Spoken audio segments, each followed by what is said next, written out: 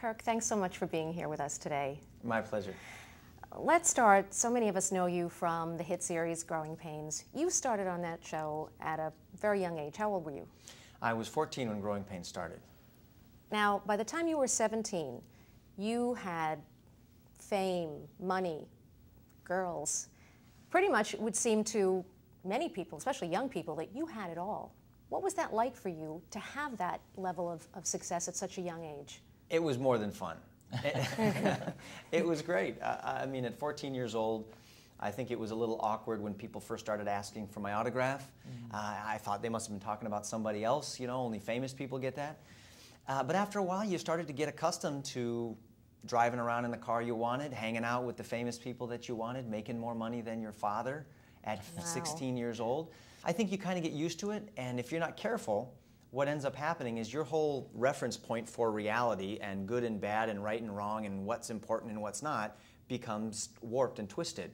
And that ultimately can be the demise of a lot of teen actors, because you get to the point of thinking that, you know, you're the center of the universe and what you say goes.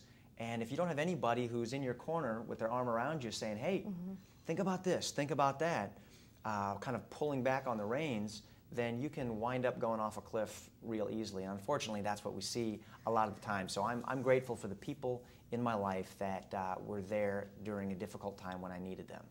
Kirk, at only 38 years old, it's unusual to have an autobiography, Still Growing, a great book that you've written. But I was struck by many parts of the book, but particularly, let's talk a little bit about prayer.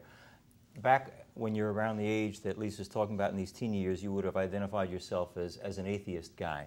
But you finally come to a moment, challenged to think about the meaning of life, as you said, where you sit down and have a conversation with God. You have a prayer experience of God. But what I loved about what you wrote is that a lot of us think that prayer has to be something highly structured, organized. For you, it sounded like, as you called it yourself, kind of a stumbling conversation with God.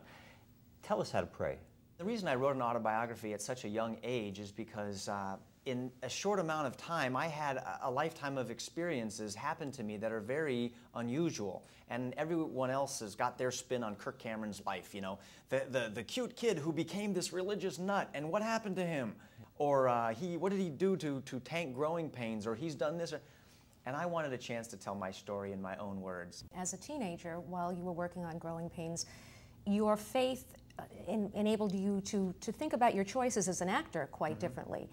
And many of us would think of a show like Growing Pains as pretty tame compared to the sitcoms that are on today. But there was a particular scene that you were concerned about, and you brought that, you write about that in your book, to the attention of the producers. And that wasn't received too well. That how could you be questioning what the writers and the producers want? You know, can you talk about that? One of the things that I felt so great about working on Growing Pains was that we were a family show. We were a show that was on the air during a time where families watched television shows together. You didn't have 4 different television sets in the house. It was one in the living room, and you sat down with your kids to watch it. And so many letters would come in from parents saying, thank you for this show that I can watch with my kids. I always feel safe watching this show. And I think that even at 17 years old, I had a sense of responsibility to want to honor and protect that trust that we had developed with a family audience. So anything that went against that, you know, if it was pushing the envelope for ratings, if it was doing something to redefine Mike Seaver's character or anybody else's, I thought, you know, let's talk about it, but I think there are some things that are most important that we can't compromise on, and that's the trust we have with our family audience. And so sometimes I had disagreements with the writers or with the directors, and while we did have a great time for most of those 7 years, there were times when it was difficult, and you were really having to stand up for what you believed in, and I learned at a very young age that's not an easy thing to do. I know 2 kinds of Christians that I've dealt with a lot. Some look at the culture and say, we're going to hell in a handbasket, they're hopeless, they're so down on everything going on in the world. Others who are more hopeful, saying, well, you know, as long as you got the love of God in your heart, we can transform the world. You don't come across as one of the first groups of Christian. You seem hopeful, you seem happy, you seem, pardon the expression, fairly normal. Why, when you look around at our sometimes crazy world, are you so hopeful? I know that there is hope for the future.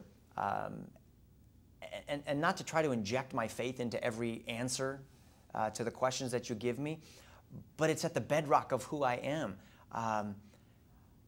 think of how disappointed people would have been standing around the cross watching their leader, their Messiah, their hero get crucified and see that he was dead.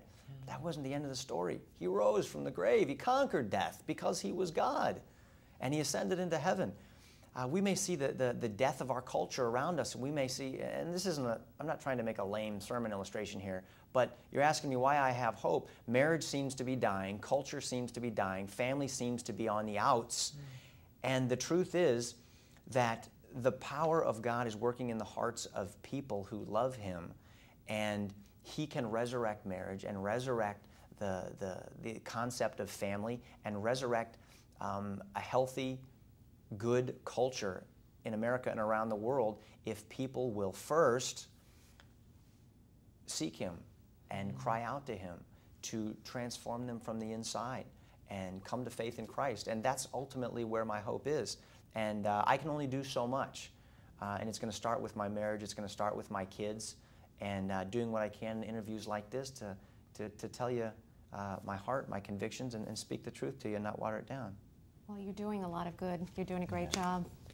Well, thanks. I appreciate you and the opportunity and all the things that you're doing through the program. Oh, Thanks, thank you Kirk, so for much. everything. For the book, for the movie, most importantly for your personal witness, which is probably the most powerful gift we've shared on the show. Mm-hmm. Yeah, thank you. Thank you. Thank you.